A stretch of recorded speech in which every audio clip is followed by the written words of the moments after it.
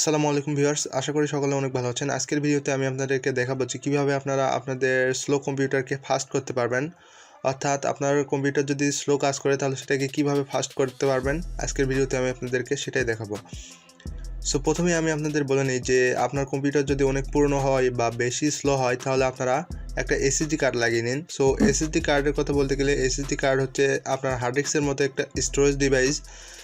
এটা হচ্ছে হার্ড ডিস্কের তুলনায় অনেক বেশি ফাস্ট। সো আপনারা যদি আমাকে কোনো এসএসডি সাজেস্ট করতে বলেন তাহলে আমি আপনাদেরকে এই সময় সবচেয়ে বেশি জনপ্রিয় বা জাতীয় এসএসডি বলতে পারেন HP EX900 M.2 এই এসএসডির কথাটি আপনাদেরকে সাজেস্ট করতে পারি। সো বর্তমানে এটার প্রাইস আপনারা দেখতে পাচ্ছেন 2799 টাকার মতো, কিন্তু আগে এই এসএসডিটার প্রাইস আরও অনেক বেশি ছিল। বর্তমানে এর দাম কম আছে। সো আপনারা চাইলে এই এসএসডিটা ক্রয় করতে পারেন। দেখতে পাচ্ছেন এখানে বর্তমানে মূল্যটা দেওয়া আছে 2799 টাকা, কিন্তু আগে এটা 3300 থেকে 3500 টাকার মধ্যেই ছিল। সো আপনারা চাইলে এই এসএসডিটা ক্রয় করতে পারেন। সো এই তো গেল এসএসডির বিষয়। যদি আপনার কম্পিউটারটি অনেক বেশি পুরনো বা স্লো হয়ে থাকে তাহলে আপনারা অবশ্যই একটি এসএসডি লাগিয়ে নিন এবং আপনার যে অপারেটিং সিস্টেমটা আছে সেটা আপনার এসএসডিতে রান করুন। সো এখন আমরা কথা বলি যে আপনার কম্পিউটারে এসএসডি লাগানো আছে কিন্তু তাও আপনার কম্পিউটারটি অনেক বেশি স্লো কাজ করে। সো সেই ক্ষেত্রে আমি যে ট্রিক্সগুলো দেখাবো এই ট্রিক্সগুলো অ্যাপ্লাই করতে পারেন। সো আপনারা যারা আগে থেকে আমার ভিডিও দেখেন তারা জানবেন যে আমি আগে উইন্ডোজ 10 ইউজ করতাম, কিন্তু এখন আমি উইন্ডোজ 11 ইউজ করতেছি। তো আমি যে ট্রিক্সগুলো দেখাবো আপনারা এই ট্রিক্সগুলো উইন্ডোজ 11 সহ যে কোনো উইন্ডোজে আপনারা অ্যাপ্লাই করতে পারেন। সো প্রথমেই আমি আপনাদের সাথে কথা বলবো স্টার্টআপ প্রোগ্রাম নিয়ে। সো স্টার্টআপ প্রোগ্রামগুলো হচ্ছে কম্পিউটার অন হওয়ার সাথে সাথে কম্পিউটারের ব্যাকগ্রাউন্ডে অনেক সফটওয়্যার চালু হয়, যার কারণে আমাদের কম্পিউটারটি অন হতে অনেক বেশি সময় নেয়। তো যারা এরকম স্টার্টআপ অনেক স্লো এই প্রবলেমটি ফেস করছেন তারা এই ট্রিক্সটি অ্যাপ্লাই করতে পারেন। সো প্রথমেই আমরা যে কাজটি করব এই স্টার্টআপ প্রোগ্রামগুলোকে ডিসেবল করে দেব। সো সেটা করার জন্য আমরা চলে যাব এখানে সার্চ বারে এবং এখানে আমরা টাইপ করব টাস্ক ম্যানেজার লেখার পর আমরা এন্টার করব। দেখতে পাচ্ছেন আমাদের এখানে টাস্ক ম্যানেজার চলে আসছে। সো এখানে আসার পর আপনারা উপরে একটি অপশন দেখতে পাবেন স্টার্টআপ নামে, দেখতে পাচ্ছেন স্টার্টআপ। সো আমরা এখান থেকে স্টার্টআপে ক্লিক করব। স্টার্টআপে ক্লিক করলে আপনার পিসিতে বা কম্পিউটারে যতগুলো সফটওয়্যার ইনস্টল করা আছে আপনারা সকল সফটওয়্যার এখান থেকে দেখতে পারবেন। সো আমার এখানে আপনারা কিছু সফটওয়্যার দেখতে পাচ্ছেন। সো এখান থেকে আপনার যে সফটওয়্যারগুলো প্রয়োজন হবে, অর্থাৎ যে সফটওয়্যারগুলো আপনি চান যে আপনার কম্পিউটার চালু হওয়ার সাথে সাথে এই সফটওয়্যারগুলো রান করুক, আপনারা এই সফটওয়্যারগুলো এখান থেকে অন করে রাখবেন। সো এখান থেকে আপনারা একটা সফটওয়্যার অন করে রাখতে পারেন, সেটা হচ্ছে অব্রো কিবোর্ড। এটা আমাদের টাইপিং করার সময় লাগে। সো এটা অন করার জন্য এখানে রাইট ক্লিক করবেন, দেন এখান থেকে এনেবলে প্রেস করে দেবেন, তাহলে এটা অন হয়ে যাবে। বাদবাকি যে সফটওয়্যারগুলো আছে এগুলো আপনারা অন করে রাখতে পারেন। তো আমি মনে করি যে সফটওয়্যারগুলো আপনাদের কাজে লাগে না সেই সফটওয়্যারগুলো আপনারা অফ করে রাখতে পারেন।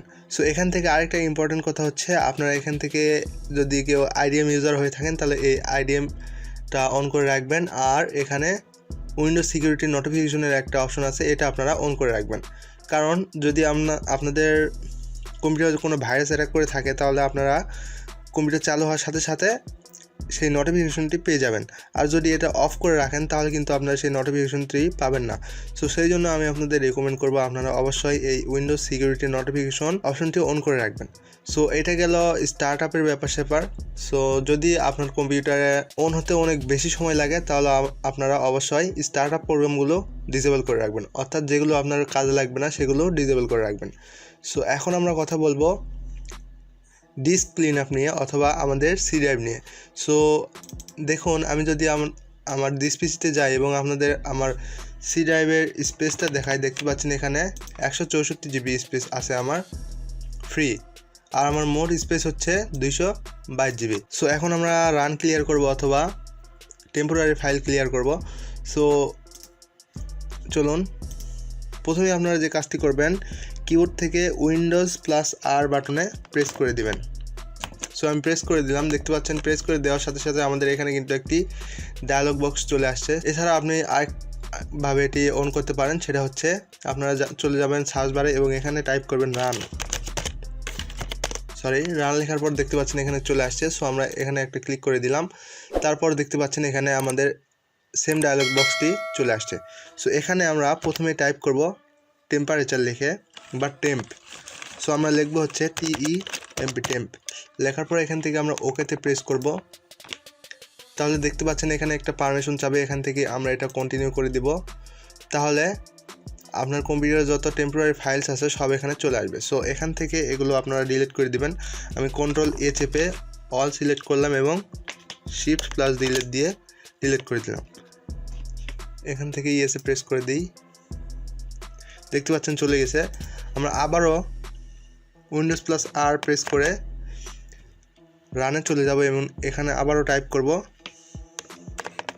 %temp, আবার শেষে একটা % দিয়ে দিব। সো দেওয়ার পর আবার আমরা এখান থেকে ওকেতে ক্লিক করব অথবা এন্টার প্রেস করব। তাহলে দেখতে পাচ্ছেন আমাদের আরেকটি ফোল্ডারে নিয়ে আসছে। এখানে যতগুলো টেম্পোরারি ফাইলস আছে আপনার কম্পিউটারে সব এখানে চলে আসবে। সো আবারও আমরা Ctrl+A চেপে সবগুলো সিলেক্ট করে নিব এবং শিফট ধরে ডিলিট কিতে চাপ দিয়ে সবগুলো ডিলিট করে দিব। এখন আমরা এন্টার প্রেস করি।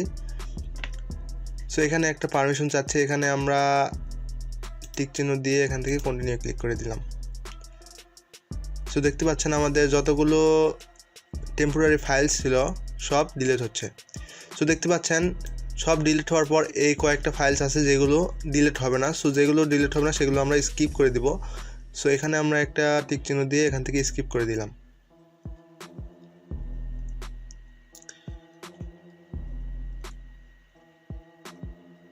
একটু সময় নিচ্ছে, আমরা একটু ওয়েট করি। দেখতে পাচ্ছেন চলে গেছে। এখন আমরা এটা কেটে দিচ্ছি। আবার আমরা রানে চলে যাব Windows+R প্রেস করে। সো রানে আসার পর এবার আমরা টাইপ করব প্রিফেস লিখে, PREFETH। প্রিফেস লিখার পর আমরা আবার এখান থেকে ওকে ক্লিক করব।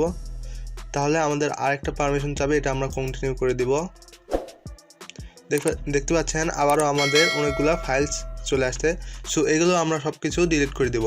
সেই জন্য এখান থেকে আমরা Ctrl+A প্রেস করে সব সিলেক্ট করে শিফট ধরে ডিলিট প্রেস করে এন্টার প্রেস করে দেব। তাহলে সব ডিলিট হয়ে যাবে। দেখতে পাচ্ছেন ডিলিট হয়ে গেছে। সো এখন আমরা আবারও চলে যাব রানে এবং আমরা ডিস্ক ক্লিন আপ করব। সো ডিস্ক ক্লিন আপ করার জন্য আমরা এখানে টাইপ করব cleanmgr লিখে। সো cleanmgr লেখার পর আমরা এখান থেকে এন্টার প্রেস করব। তাহলে এখানে দেখতে পাচ্ছেন ডিস্ক ক্লিন আপের একটি অপশন এসে যাবে। সো এখান থেকে আমরা সি ড্রাইভটি ক্লিন করব। সো এখানে সি ড্রাইভটি সিলেক্ট থাকা অবস্থায় আমরা এখান থেকে ওকে প্রেস করলাম। তাহলে দেখতে পাচ্ছেন এখানে অনেকগুলো অপশন চলে আসছে। সো এখানে আপনারা সবগুলো সিলেক্ট করে দিবেন। এই যে টেম্পোরারি ফাইলস আছে, রিসাইকেল বিন আছে, থাম্বনেলস, সবগুলো সিলেক্ট করে দিবেন। তো এখানে আরেকটা কথা হচ্ছে, যদি আপনাদের রিসাইকেল বিনে কোনো গুরুত্বপূর্ণ কিছু থাকে তাহলে কিন্তু সেটা চলে যাবে।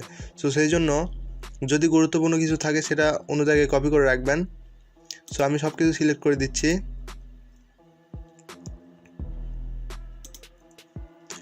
দেওয়ার পর আমরা এখান থেকে ওকে ক্লিক করব। আবার এখান থেকে ডিলিট ফাইলসে ক্লিক করলাম। দেখতে পাচ্ছেন আমাদের সি ড্রাইভটি ক্লিন হচ্ছে। সো আমরা একটু ওয়েট করি, এটা একটু সময় নেবে।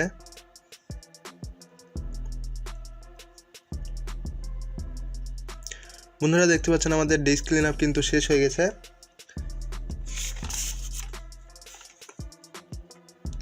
সো আবারও আমরা চলে যাব রানে, Windows+R প্রেস করলাম। আবার এখানে আমরা টাইপ করব ট্রি লিখে, TREE লেখার পর আমরা একটা এন্টার দিব। তাহলে একটা আমাদের রিফ্রেশ ক্রিয়েট হয়ে যাবে। সো এই ছিল ডিস্ক ক্লিন আপের কাজ। এখন আমরা আমাদের দিস পিসিতে চলে যাই। তাহলে দেখুন আমার দিস পিসি এখন কত জিবি হয়ে গেছে। সো দেখতে পাচ্ছেন 165 জিবি হয়ে গেছে। আগে কিন্তু আমার 164 জিবি ছিল। সো দেখতে পাচ্ছেন এই ট্রিক্সগুলো অ্যাপ্লাই করার পর কিন্তু আমার 1 জিবি স্পেস ফ্রি হয়ে গেছে। সো এখানে আরেকটা গুরুত্বপূর্ণ কথা হচ্ছে, আপনাদের যে সি ড্রাইভটি আছে এই সি ড্রাইভে আপনারা যত বেশি জায়গা রাখতে পারবেন আপনাদের পিসি বা ল্যাপটপ তত বেশি ফাস্ট থাকবে। সো সেই জন্য আমি রেকমেন্ড করব, যদি আপনারা হার্ড ডিস্ক ইউজ করেন তাহলে অবশ্যই একটা এসএসডি ইউজ করুন। আর এসএসডি সিলেক্ট করার ক্ষেত্রে অবশ্যই 250 জিবি অথবা 240 জিবি এসএসডি কেনার চেষ্টা করবেন। সো আমি আপনাদের এসএসডির প্রাইসটা প্রথমেই দেখিয়ে দিচ্ছি। যদি আপনারা হার্ড ডিস্ক ইউজ করে থাকেন, আমি আবারও বলছি অবশ্যই আপনারা একটা এসএসডি ইউজ করুন, কারণ বর্তমান যুগে যদি আপনারা এসএসডি ইউজ না করে হার্ড ডিস্ক ইউজ করে থাকেন, তাহলে বর্তমানে যে সফটওয়্যারগুলো আছে বা যে সফটওয়্যারগুলো যে আপডেট আসছে, যার কারণে এই সফটওয়্যারগুলো কিন্তু অনেক বেশি ভারী হয়ে গেছে। যার কারণে যদি আপনারা হার্ড ডিস্ক ইউজ করে থাকেন, তাহলে কিন্তু আপনারা সফটওয়্যারগুলো ইউজ করে মজা পারবেন না, কারণ হার্ড ডিস্ক এসএসডির তুলনায় স্লো হওয়ার কারণে আপনার কম্পিউটারটি বারবার হ্যাং করতে থাকবে অথবা ল্যাগ করতে থাকবে।